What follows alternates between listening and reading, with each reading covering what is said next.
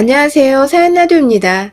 오늘도 제 채널을 시청해주신 여러분 정말 감사합니다. 그럼 오늘의 사연 시작하겠습니다. 저와 남편은 사랑해서 한 결혼은 아니었어요. 근데 그게 그렇게 큰 문제로 돌아올 줄은 상상조차 하지 못했습니다. 저희는 중매쟁이를 통해 만나 결혼을 한 케이스예요. 사랑도 없고 단지 나이가 차서 또 조건이 맞아서 그렇게 만나게 된 거였죠. 나쁘지 않았어요. 크게 문제도 안 됐고요. 그래서 3달 정도 만나다 바로 결혼 준비를 했고 무사히 결혼식까지 마쳤습니다. 신혼 때 저희는 달달하거나 깨가 쏟아지진 않았어도 잘 살았어요. 문제도 크게 없었고 사람들이 흔히 말하는 시집살이도 없었어요. 그래서 각자 삶에 그냥 잠자리 룸메이트만 생긴 기분이었죠. 부부관계를 거의 매주 할 정도로 모든 게 다 괜찮았습니다. 그런데 둘 다 나이가 좀 있어서 그런지 부부관계를 갖는 것에 비해 아이가 잘 생기지 않더라고요. 그래서 더 노력한 끝에 결혼 1년 6개월 만에 예쁜 아이를 갖게 되었어요. 그것도 엄청 예쁜 딸이요. 남편은 제 걱정과 달리 딸을 엄청 예뻐했어요. 저한테는 잠자리만 빼면 무심하고 말도 별로 없고 관심도 없었거든요. 그런데 아이한테는 세상 그렇게 다정할 수가 없더라고요. 그래서 한편으론 남편을 잘 만났다고 생각이 들었어요. 저한테는 조금 무심해도 내 아이에겐 착하고 좋은 아빠니까 그건 정말 좋더라고요. 임신 기간에도 아이에 대한 건 꼼꼼하게 잘 챙겨줬고 출산 때도 옆에 꼭 있어주면서 자연분만도 도와줬어요. 무조건 자연분만을 해야 한다고 남편이 말하긴 했지만 저 역시도 그걸 원해서 노산이지만 진짜 힘들게 딸을 낳았어요. 그렇게 산후조리원을 나온 후에도 남편은 매일매일 칼퇴를 하고 와선 아이를 돌봐줬고 비록 사랑해서 결혼한 건 아니었지만 이렇게까지 잘해주니까 저는 점점 남편을 사랑하게 됐어요. 진심으로 그 사람한테 더 잘하려고 노력했고요. 그리고 저희가 늦은 나이인 만큼 아이에게 해줄 수 있는 것들, 해줘야 한다는 것들, 가리지 않고 좋다는 건 다 해주려고 했어요.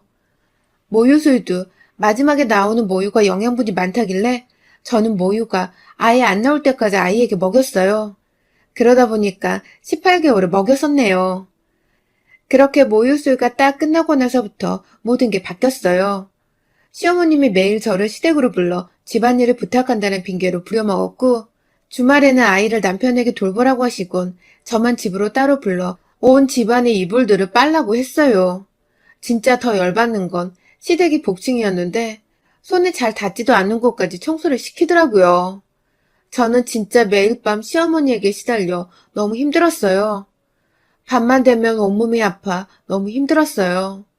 매일 오전과 새벽에는 잠투정 많은 아이에게 시달리고 오후에는 시어머님한테 시달리니까 진짜 죽겠더라고요.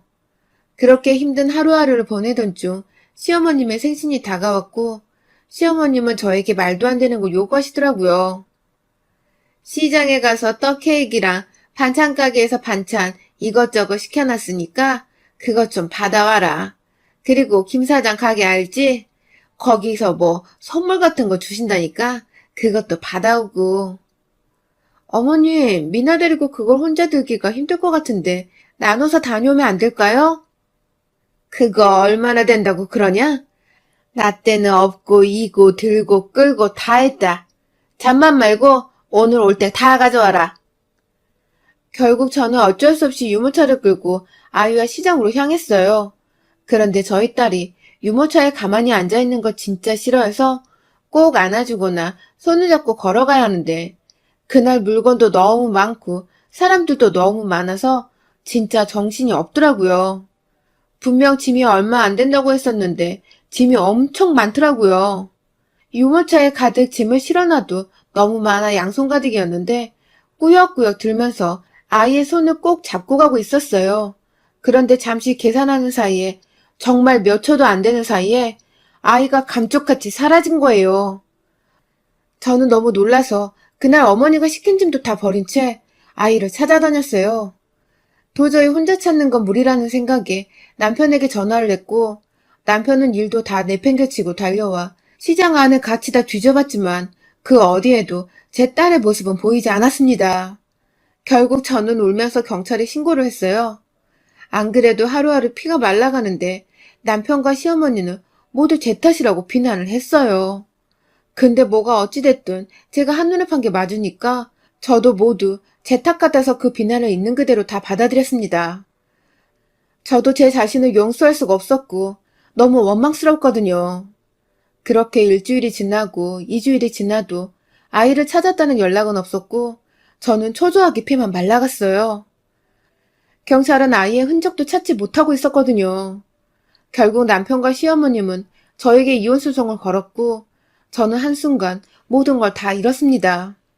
남편에게도 버림받고 아이도 잃어버린 엄마로 낙인 찍혀버린 거죠.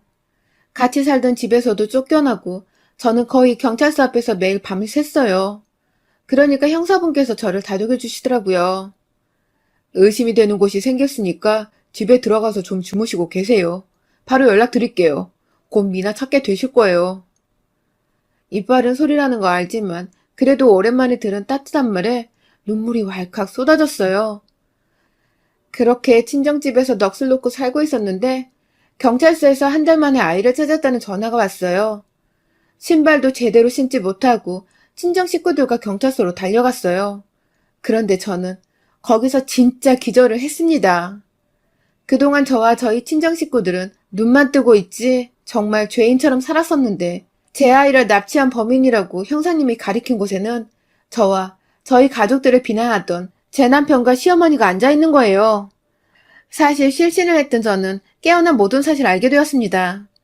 시어머님은 일부러 저에게 혼자 감당할 수 없을 만큼의 짐을 들게 시켰고 남편은 잠시 제가 아이 손을 놓은 틈을 타 아이에게 손짓해 다가온 아이를 안고 도망친 거였어요. 그때 거기엔 CCTV도 사람도 너무 많아 아이를 본 사람을 찾기가 어려웠던 거였어요. 진짜 말도 안 되는 상황에 저는 말문이 턱 하고 막혀버렸어요. 정말 드라마나 영화에서 보던 일이 저에게 일어났으니까 아무 말도 못하겠더라고요. 그런데 이게 법으로 가족이 아이를 데리고 간 경우니까 뭐를 할 수가 없다 그러더라고요. 형사님도 어이없어 했는데 어쩔 수 없다고 남편과 시어머님을 풀어줬어요. 그래서 저는 일단 집으로 돌아가 남편과 이야기를 시작했어요. 왜 그런 거야? 이혼하고 싶었어. 왜? 사랑하지 않으니까. 너는 미나를 너보다 더 사랑하고 예뻐하니까 이렇게 안 하면 이혼도 아이도 다 나한테 안 해줬을 거잖아. 정말 기가 차더라고요. 제가 이혼도 안 해줄 거고 아이도 포기하지 않을 게 뻔하니까 일부러 제 탓을 만들어 헤어지려고 했다는 거예요. 게다가 시어머니까지 함께 짜고 이 일을 꾸몄대요. 저는 뭔가 더 있을 것 같다는 생각이 들어서 남편에게 여자가 생긴 거냐고 물어봤어요. 그러니까 그건 끝까지 아니라고 발뺌을 하더라고요. 근데 남편의 여자를 찾는 건 어렵지 않았어요. 시댁으로 찾아간 날 밖에서 싸우는 소리가 쩌렁쩌렁하게 들리더라고요. 남편과 시어머님 그리고 모르는 여자의 목소리였어요.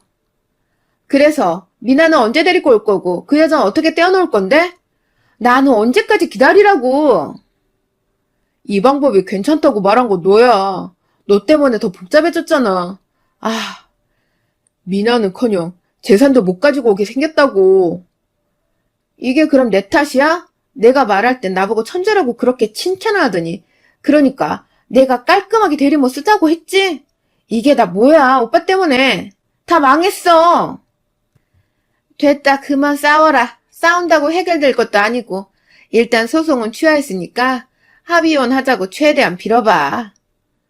저는 바로 집으로 들어가 이 상황에 대한 설명을 세 사람에게 요구했어요. 그러자 그 여잔 뭐가 그렇게 억울한지 저한테 따지기 시작하더라고요. 이봐요. 당신도 이런 걸 당하고 같이 살고 싶진 않잖아? 그쵸? 아이도 우리한테 보내고 그쪽은 새 출발해요. 미나 보면 이 일이 계속 생각날 텐데 잘 키울 수 있겠어요? 내가 잘 키울 테니까 그쪽도 다 잊고 새 출발하세요. 오케이? 뭐 이런 미친년이 다 있어?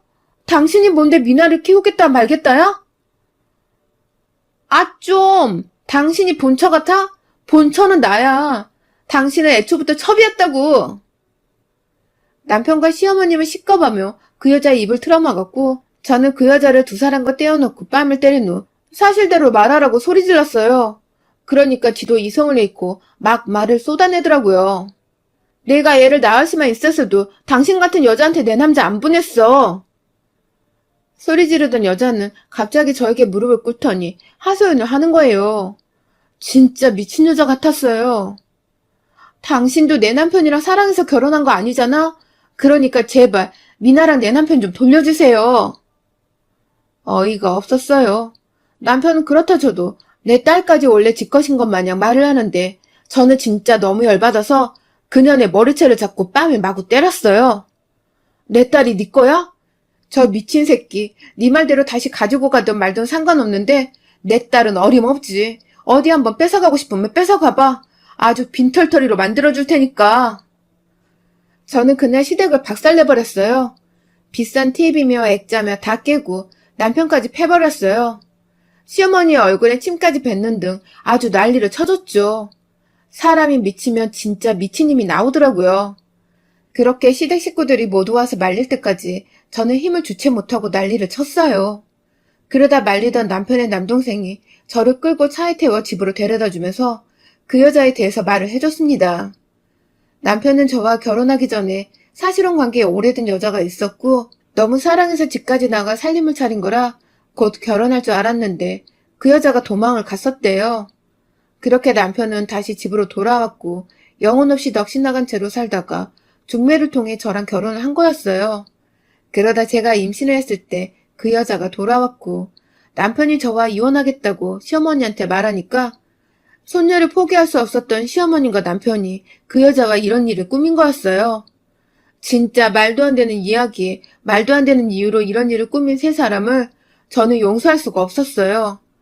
그래서 저는 이혼소송과 상간녀를 고소했어요. 납치 사건은 남편에게 당연히 불리하게 적용됐고 저는 양육권과 양육비 또 위자료까지 그 연놈들에게 받아낼 수 있게 되어 제대로 엿을 먹여줄 수 있었어요. 그런데 누구보다 그 미친 여자가 제일 억울해하더라고요. 그래서 저는 그 여자가 일하는 미용실에 찾아가 동네에 쩌렁쩌렁하게 소리 지르며 상간녀란 사실과 아이를 납치했던 일들을 소문냈고 결국 얼마 뒤에 그 여자는 그 동네에서 사라졌다고 그러더라고요. 오지랖 넓은 아주머니들한테 된통 욕을 먹었다나 뭐라나. 역시 사람은 죄를 짓고 편안하게 살 수 없나 봐요. 얼마나 통쾌하던지. 그리고 시어머님과 남편은 재산 문제로 가족들과 다투다가 결국 다 연락도 안 하고 남보다도 못한 사이가 됐다고 그러더라고요. 저한테 돈을 줘야 하니까 아주 난리가 났었겠죠. 그지 새끼들 아주 잘 됐다. 평생 외롭고 쓸쓸하고 괴로워만 하다가 갔으면 좋겠어요. 그래야 공평한 거니까요. 여러분의 생각은 댓글로 남겨주세요. 오늘도 시청해주셔서 정말 감사합니다.